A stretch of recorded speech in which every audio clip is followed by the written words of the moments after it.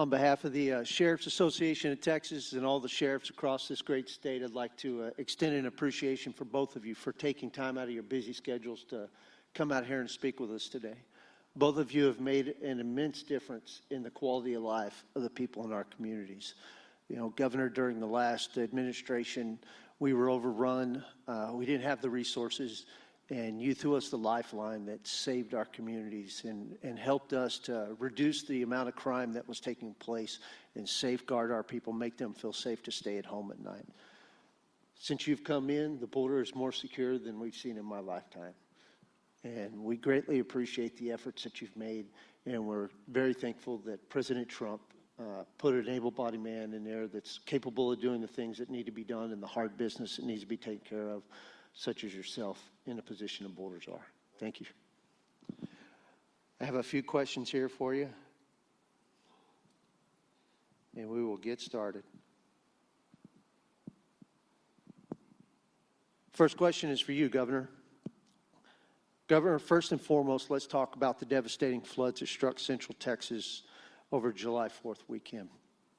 The news reports have shown the utter disaster and devastation that it was caused by the walls of water that ripped through the towns, including Hunt, Georgetown, and of course, Kerrville. Can you give us an update on the rescue and recovery efforts and describe how all these different agencies and organizations have come together to help their fellow Texans in their time of need? Well, thank you. And come together is exactly what has happened. But first, you all have seen the devastation, whether you were there in person or you've seen it on TV, whatever the case may be. This is the worst flooding event, I think, in the history of the state of Texas, and something that is almost unbelievable. As sheriffs, you all probably all deal with flash flood warnings in one form or another. It doesn't matter if you're in the Rio Grande Valley or up in the Panhandle. It could be in East Texas or out in West Texas. There have been flash flood warnings in each of those regions just this year alone. So when you hear a flash flood warning, even a dangerous, life-threatening flash flood warning, how high do you think that's going to be? 5 feet? 10 feet? Maybe even 20 feet. If the water had risen 20 feet, I don't think any of those children in that Camp Mystic would have been harmed in any way. Because the water rose, by some estimates, about 30 feet, which looks like it may be the height of this roof in this room. It led to a massive tidal wave, tsunami wave of water that rushed through that little canyon of the Guadalupe River. And that's what caused such carnage, such devastation, and took so many lives. More than 100 Texans have already lost their life because of the flood. There's more than 100 who are still missing. Go back to Hurricane Harvey, what I think was the worst storm that we had before this. There have been far more people lose their life because of this flooding incident than those who lost their lives in Hurricane Harvey. It's just horrendous. That said, circling back to your question, as much of a tragedy as it has been, it's also been a scene of heroism every single day. Despite those who have lost their lives, there are even more than that who had their lives saved by people who went into danger to literally rescue and pull out of rushing waters those who were on the verge of losing their life. It includes so many people. You mentioned maybe some first responders. Before we get to first responders, I want to talk for a second just about the camp counselors. 18-year-old girls who went to the rescues, and they were trained about what to do to make sure they were going to get some children out of harm's way. In the cabins that were closest to the water, some of the counselors at Camp Mystic were able to march 8-year-old girls up a mountainside in heavy rain and storms and thunder and lightning to ensure they got to a place of safety. Other counselors were literally pulling little girls out of cabins and out of compromised situations. And then within a matter of hours, there were helicopter rescues, whether it were done by the Coast Guard, by Texas Department of Public Safety, by the Texas National Guard, by local operations. Everybody was involved in one way or the other. And then, of course, all of our broad-based emergency first responders, including our sheriffs, including local police, local firefighters, swift water rescue teams, all of them across the board. It could be water rescues with craft on water itself. It could be literally plucking people out of trees that were clinging to that tree for their life. It could be people who were stuck in compromised situations. It could be people who were in vehicles that got caught up in the water and they were rescued out of their vehicles. There's countless different ways in which people were rescued. Hundreds of lives were saved by emergency responders in just the first 24 hours of that vicious storm, and more as the days went on. Someone who has done an extraordinary job. I mentioned it moments ago briefly. But Sheriff Letha, Kerr County Sheriff Letha, has really been an example to the entire country. He's worth applauding.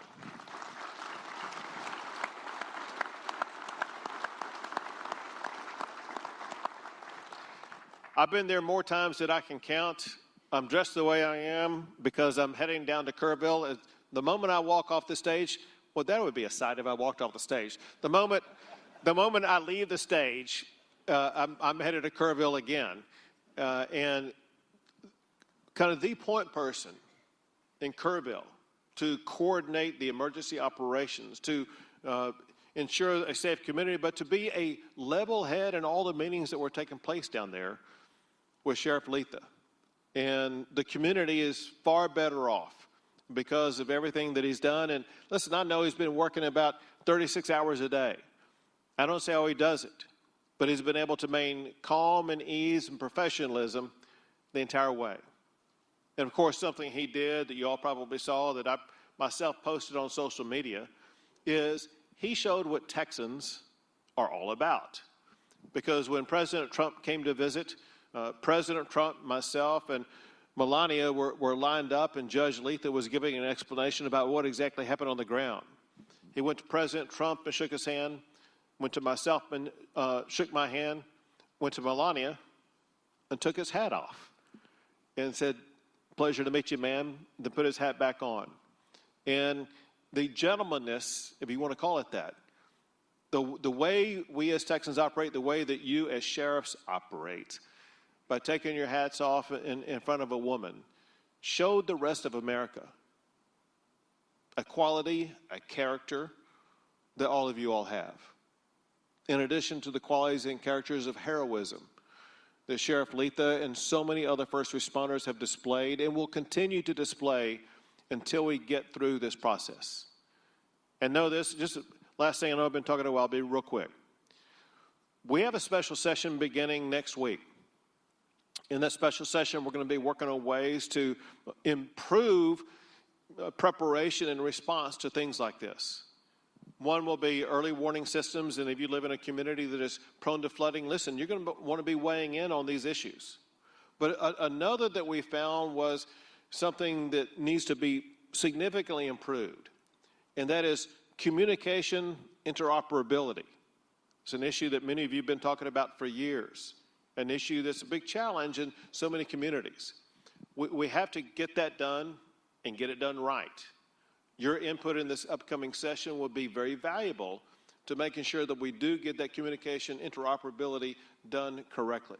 So thank you again for everything that you and your peers have been doing. I know many of you in this room have been caught up in counties where the storms got hit. We cannot thank you enough. Texans and Americans cannot thank you enough for everything that you've done. Thank you, Governor. And I appreciate you highlighting Sheriff Letha. He's an outstanding man, and he's a great friend. Tom? Another big news story here in Texas last week were the shootings targeting ICE and Border Patrol officers in Alvarado and McAllen. Some of the brave sheriff's deputies played a key part in stopping that incident in Alvarado. What has caused the recent spike in violence against law enforcement in this country, and how do we ensure that the sheriffs, police officers, and federal agents trying to keep our country safe from criminals are not assaulted by rogue citizens? Well, you know, I said, first of all, I went to Alvarado yesterday and met the sheriff and the local law enforcement that responded to that, and met the officer that was shot. And, you know, God bless each and every one of them. When they were called, they responded, and that was just terrific. We're still looking for one, and we will find him. The others are facing serious charges and consequences, and that's exactly what should happen. Look, I said 2 months ago, and I was attacked by the left for making a statement. I said if the rhetoric continues against ICE officers in the Border Patrol, there will be bloodshed. And of course, left said, you know, call me fearmonger. How dare he say such a thing? But I've seen this game before. I've been around a long time, especially rhetoric from members of Congress. I mean, you got senators and congressmen comparing ICE to Nazis, racists, Gestapo. It's just never ending. And when an average citizen hears that kind of language from a member of Congress, they feel, you know, the nuts on the left. And, you know, I don't mind protesters at all. They have their constitutional right to protest. Have at it. But you got that population, that percentage, who's going to take it one step further and do criminal acts. For those people that are unhinged, they feel emboldened when a member of Congress can attack ICE and comparing them to, you know, Hitler and what happened, you know, back then. And it's just terrible. And it's an insult to the men and women of ICE and Border Patrol, just like you all in this audience, who strap a gun to their hip every day to enforce the law that Congress enacted. And that's what I'm trying to get out. The message is for members of Congress to attack ICE for enforcing the immigration law and calling them racist for enforcing the law. Well, what does that make them? They wrote the law, but they're walking away from it. Look, you know, I'm proud of a bunch of things right now. I'm proud today, while we sit here, we have the most secure border in the history of this nation because of the actions of President Trump.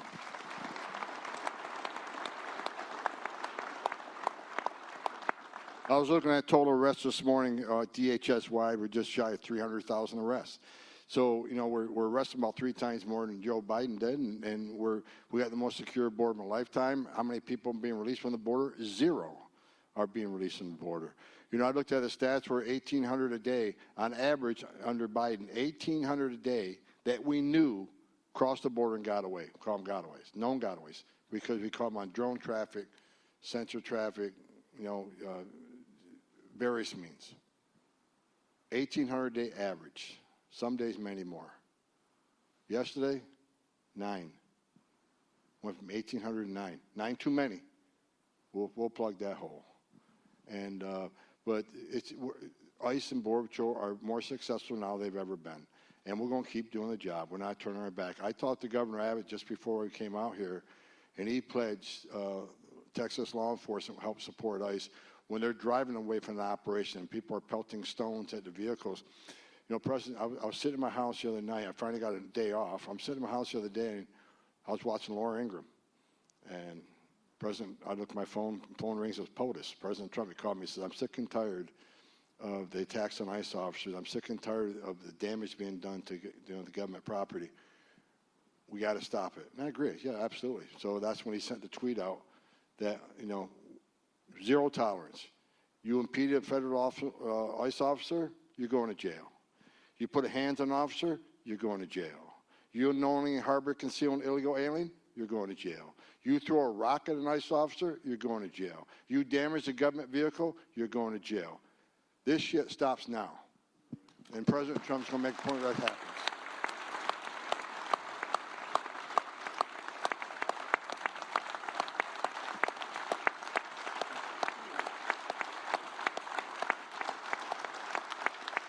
So the short answer to your question, how are we going to attack it? We're going to attack it by consequences. Consequences work. Bad behavior won't change unless there's consequences. We're proving that. Look, the most secure border because we have you know, DOD down there. We have because we got almost 0 crossings. Every border patrol agent's on the border. So having boots on the ground matters. Governor Abbott proved that when he had the most secure border during the Biden administration because of actions he took, not the federal government.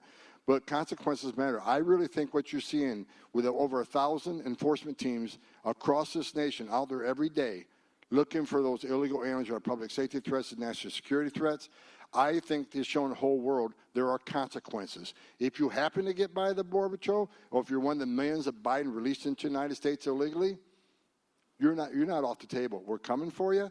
And because of these teams, these operations, I think consequences are just as equal as boots on the ground, and that's why the population that's coming across the border right now are historic lows, never seen before.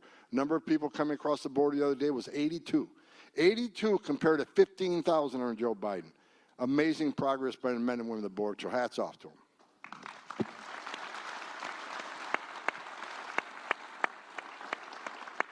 And of course, you have Mike Banks running the Border Patrol. It's Border Patrol chief. And so I think, so maybe that means you get some of that credit for that federal success, Governor, because weren't you the one that appointed him border czar and then gave him over for Tom Homan to have? Is that not right? So. Well, I'm not taking any of that credit.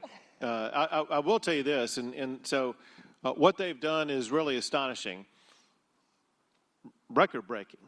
I've never seen the number of crossings be as low as they are in my lifetime in Texas. And it's a complete game changer. So as Tom Homan was talking about, there were literally thousands of people coming across the border a day. We got some border sheriffs up here. There's some others out in the audience. And you saw what was happening in small little communities where not only were they coming across, but they would dump 1,000 off in Eagle Pass or Del Rio or someplace like that, completely incapable of dealing with it, which is why Texas had to step up and do something about it. But as the chief executive officer of a government like the state of Texas, I can tell you it's one thing for the leader of that state or leader of that government to say, this is what we're going to do, let's go do it. It takes more to actually have the people who are going to step into it and get it done. The point is this. It's great to have a president, for the first time ever, to insist on a secure border. But it takes more than a president who demands that. It takes the right personnel to execute it. And if you had to go into a lab and design the right person to secure the border, that person would be Tom Homan. This is a guy who's so responsible for achieving that success. But listen, what we have today is a partnership. This time last year, we were still dealing with people coming across the border illegally. And as soon as the election took place, and definitely on January the 20th of this year, it changed overnight. A lot of people can quickly forget what we had to do under the Biden administration that let in well over 10 million people. And a problem with the more than 10 million people who've come across the border is some of the dangerous people. You know, someone who was arrested, I think you guys were involved in the arrest, they arrested a guy who was a sniper from Iran just a few weeks ago. There are known criminals, known murderers, known rapists, as well as known terrorists that have come across our border where we do not know who they are or where they are. But we somehow have to be able to find them before they cause some cataclysmic problem in whatever community. But because of what we were dealing with the volume coming across the border, that's exactly why Texas is the only state in the history of the country to build our own border wall, to deploy the National Guard to the border, to have so many National Guard on the border that we built 2 military bases on the border to house all the Border Patrol officers that we had down there. And to put that razor wire into the river, to make the arrests we made, to pass another law, Senate Bill 4, last session, to make sure that we would have the power to make those arrests, is just incalculable what we had to go through. Now, we still have the National Guard on the border. We still have Texas Department of Public Safety involved. But instead of having to act in a way hostile to our own country, we're now partners with a very effective federal government. The National Guard have been deputized by the Border Patrol to be Border Patrol agents on the border to be able to make the apprehensions, the detentions, and be involved in the deportation process. The Texas Department of Public Safety is working hand in hand with ICE to assist ICE on their operations in the state of Texas. And we as a state are supporting what the Trump administration is doing. As a result, we are able to take resources that had been deployed to our own border strategies and instead apply those resources in a way that are supportive of the best president in the history of America at securing our border. So it's a new day in the state of Texas, and it's because of President Trump and Tom Homan that we have that new day. Well, first of all, I wanted to, and you're not finished. I sat over there and watched you sign a bill, a game changer, 287G. Thank you, Sheriff. This is a game changer for us.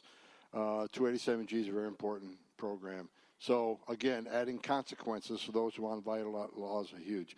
Look, I'm not going to take credit for anything because the men and women were in that green uniform. The men and women, the ICE, they're out there every day.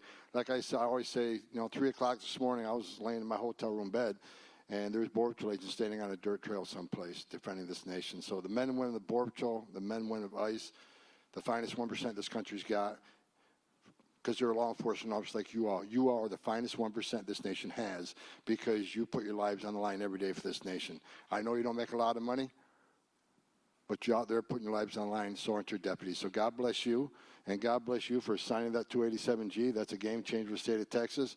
I actually got a little excited over there watching you sign it. So I don't smile often. I smile there, so I appreciate that.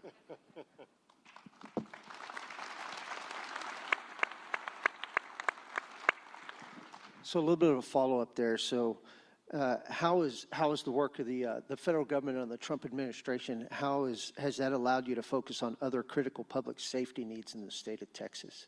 Well, because we do have a federal government that is actually securing the border, because we have people like Homan and ICE that are getting these dangerous people off the streets and enforcing the consequences that Tom Homan is talking about, it allows us, for one, to deploy our officers, DPS officers, as well as our National Guard in ways that support the efforts of the federal government. We're a force multiplier for them.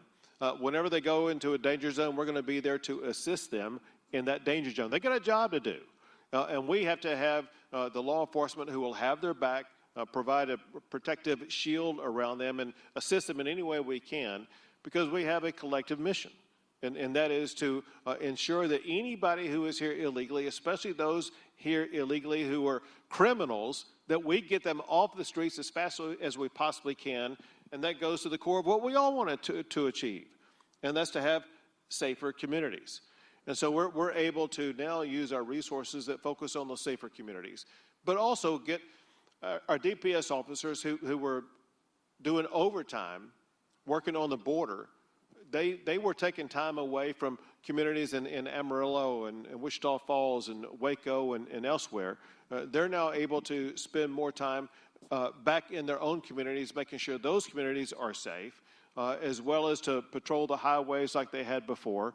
We've dealt a whole lot together. I mean, Sheriff Boyd is a quintessential example. He's not on the border, but he was dealing with the consequences of an open border as much as any other sheriff in the state of Texas because of cartel activity or gang activity or trafficking activity coming through his county.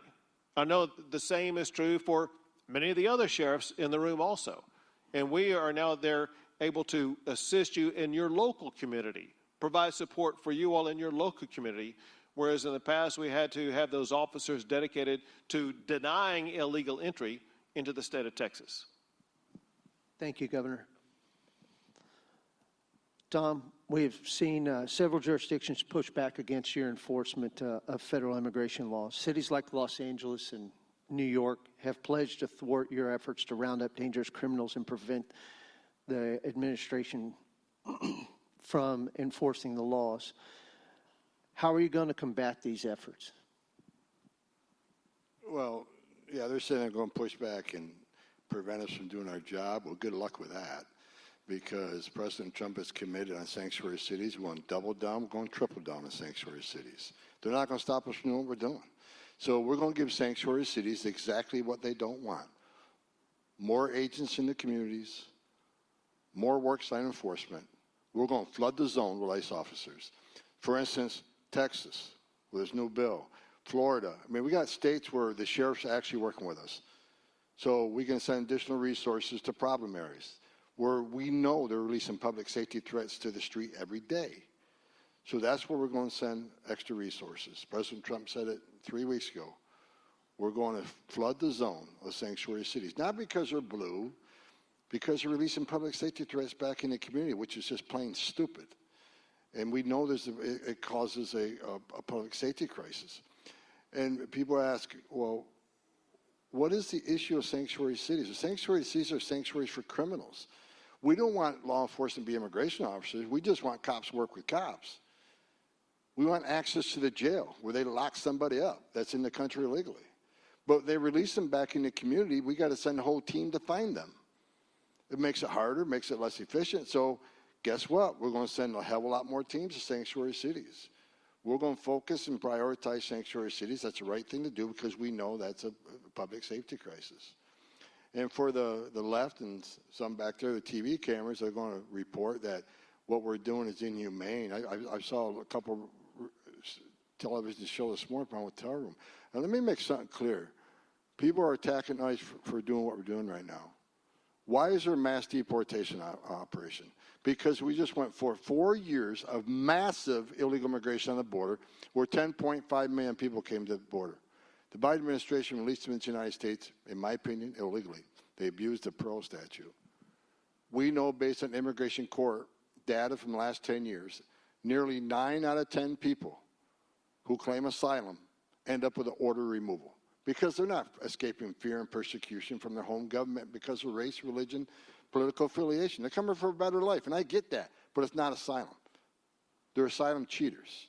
So 9 out of 10 people who said, I demand due process, I demand the right to claim asylum, I demand the right to see a judge. Okay, but when that judge said you're going to be removed, which 9 out of 10, we're going to remove you.